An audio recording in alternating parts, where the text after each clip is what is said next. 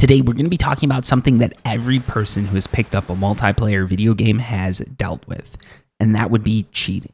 Specifically, we're going to be talking about cheating in Rust, but this applies across the board, across the spectrum. It is a huge problem, and it is only getting worse. Cheating is something that is the bane of every legitimate gamer's existence. You're not being beat by someone with skill. You're not being outplayed by someone. You're not being outgunned by someone. It's not that someone grinded harder, played harder, did anything better. They just cheated. Whether it's looking through walls, aimbotting, using a mouse and keyboard when you should be using a controller, or using a sophisticated AI system. And I know a lot of you think I'm joking about this, but that is a real thing that exists in the wild. It's completely undetectable and it is insane. Luckily though, that system has been completely removed from the internet. Some people say that the creators of the system got arrested. Other people say they got bought out by a major YouTuber, streamer, or organization. That's not the point of the video. So moving on. What I decided to do was go out, interview, question, talk to a lot of different Rust players and see what they think about cheating and whether or not they cheat. Keeping in mind, there's no way for me to tell if someone is legitimately using a Zen or cronus or any sort of system to cheat. It's very hard to detect from just seeing a player. You'd have to be able to review kill clips. You'd have to be able to review gameplay. You'd have to be able to see just how they were shooting and everything like that. And those tools are not made available to us.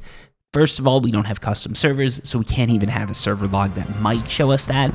And second of all, it's not something that the devs have really talked about. They don't think cheating is an issue.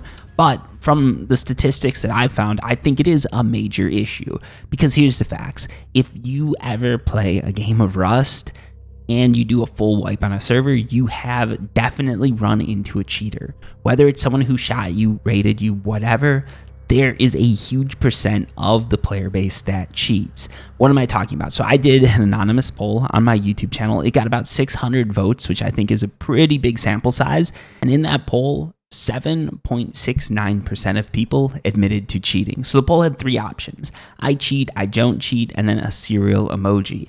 Anyone who voted for the cereal emoji basically gets wiped off the board because they're just throwing away their vote, basically. So we've got 91% of people who voted for a legitimate thing. So if you take 7 divided by 91, that is what you get, 7.69%. And I know, a little bit of a meme. I didn't do that. I didn't plan it, but hey, it works out. Now, what we know about this number, this 7% or the 7.69%, is that it is not the full story. First off, some people who cheat are not going to admit to it because they just don't want to be found out. They don't even want to take a chance with an anonymous poll. And secondly, there's a lot of people who cheat, but either they don't know they're cheating or they refuse to admit that they're cheating. What I'm talking about here is a special breed of cheaters who refuse to admit that mouse and keyboard is cheating. So a lot of devs have come out and said that mouse and keyboard is cheating. A lot of Rust devs have come out and said mouse and keyboard is cheating. But for whatever reason, these people who are cheating have decided that it is not cheating because there has not been an official post telling them it's cheating, and no one's been banned for using a mouse and keyboard. So because of that, they're saying that it isn't cheating, because if you don't get in trouble for it, it's definitely not cheating, which is why American presidents can never commit war crimes. Taking this into account, if we're very generous, we can probably assume that 10% of people are cheating. If you want to figure out how many people are cheating on a server, it gets interesting. First off, let's assume that the server starts off with a full population.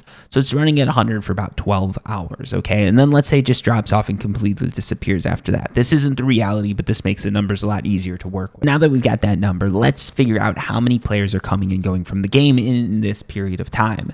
Now, if you go to PS Time Tracker, you can find that over about 1,800 Rust players, the average playtime is 2 hours and 15 minutes. So if you take 12 divided by 2.25, you'll find that that is 5.33333. All you need to do is take this number, multiply it by 100, and you have the number of players who are playing on a server using these rough figures, which would be 533 players. Now, if there's 533 players playing on a server and 10% of them cheat, this means that on a server, you have, on average, about 50 cheaters. Ramifications for this are huge. We're going to get into that later because I've got some other statistics on that. Going at face value, you've got 53 cheaters on a server, and at any given time, there's about 10 of them online. Also, we've got to address the fact that right now, we're not talking about how long the average cheater plays for, because I suspect that it is a bit longer than the average player. But let's not even address that fact. Let's not even address that cheaters mostly have no life, because if you're cheating at video games, you're probably not a great person, and people don't really like you, so you don't really have anything to do.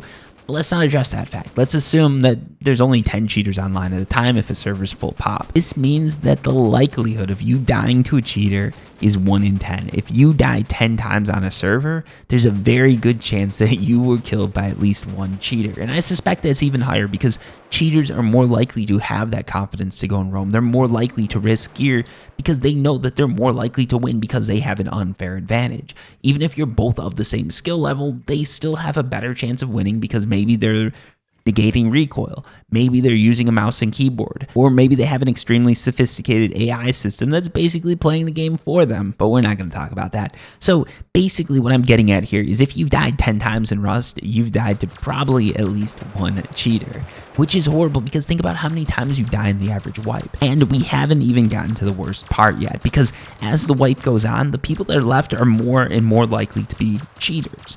The reason for this is simple. Cheaters are more likely to be better at the game because they're cheating. They're more likely to get good gear. They're more likely to go longer into a wipe because everything's working out better for them. You with your controller can't aim as fast, you can't negate recoil as much, and the cheaters can. So they're going to keep killing you. Eventually you get tired and you leave. Whether you're solo, duo, trio, quad, it doesn't really matter. There are whole Zergs running mouse and keyboard, and even if only a couple people in that Zerg are running it, it still gives them a massive advantage. So what happens is, slowly, over a wipe, more and more legitimate players end up leaving because they're just not doing good. They're getting raided, they're getting killed when they're farming, and that farm is then being used to raid other players. And this would be why once you get into late game, a lot of the time you're getting beamed. It's because a lot of those beamers are probably cheaters. Now, I also asked people in this anonymous poll if they cared to comment why they cheated. So the reason that a lot of people actually cheat is because they think other people are cheating and D11 is doing nothing about cheating. They figure if you can't beat them, join them. And unfortunately, I can actually see their point. So if you look into cheating in the console version of Rust, D11 really hasn't done anything. They've come down harder on people using naughty words and vending machines than they have on cheaters. And that's to say that beyond threatening cheaters and saying one day we might find you, they haven't done anything. Whereas if you use a naughty word in a vending machine, they might ban you for life. I don't know if I agree with the lifetime bans for bad words. It depends on the word, depends on how many times a person's doing it and all that.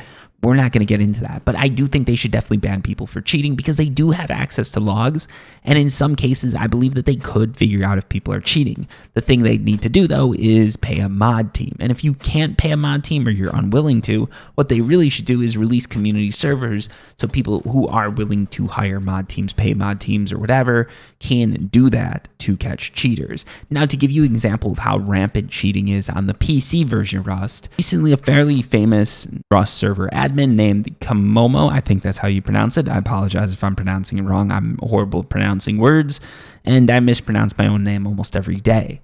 Yes, that's right. I say my name once a day. Moving on from me being a weirdo. Anyways, this server admin said that they had recently passed 20,000 bans of cheaters. They had 21,262 active bans on their servers, or across their servers, I believe. In addition to this, there were 4,894 expired bans, which means across this admin's servers, there'd been over 25,000 people banned for cheating. That is an insane number. I didn't even realize he had this many people coming to his servers. It's mind-blowing to me that 25,000 people are banned for cheating, because if those numbers hold true that I gave, that would mean that this server has seen 2.5 million people, or these servers have seen 2.5 million people. Now, I don't think this is the case. It's probably that there's a lot more cheaters than I'm guesstimating, but this gives you an example for how prevalent cheating is. And that is on the PC version of Rust, where you need to go ahead and install software that's probably going to give your machine malware and cause all sorts of issues. On the console version of Rust, all you've got to do is go down to GameStop or wherever and buy one of those naughty boxes, and all of a sudden you're off to the races. So yeah, that gives you an idea for just how prevalent cheating is and how big of a problem it is. And when you consider the fact that this one admin alone has banned over 25,000 people, and D11 has pretty much banned no one, that's a pretty pitiful thing. Now, what you're probably wondering, or what D11's wondering if they're watching this video, is what is the cost of this? So to follow up this poll, I asked this question, and over 500 people answered it. If you played console edition Rust and you quit, why did you leave? These were the options. Upgraded to PC Rust. That's legitimate. It's definitely an upgrade. Got tired of cheaters, got bored due to lack of content, naturally moved to another game, or other reasons. So the number one reason for people leaving Rust was because they got bored due to the lack of content. That makes sense. I get it. It happens, especially if you're playing a game 2.1 hours a day or 2.15 hours a day. That's a lot of time, and after a while, it does get boring. But 18% of people got tired of cheaters, and that's why they left. So is cheating a big problem in Rust? Yes, it is. In the console edition Rust, it's a problem, and in the PC edition Rust, it's a problem. The only difference is that in the PC edition Rust, they actively ban people for doing it, and on the console edition Rust, they don't do anything.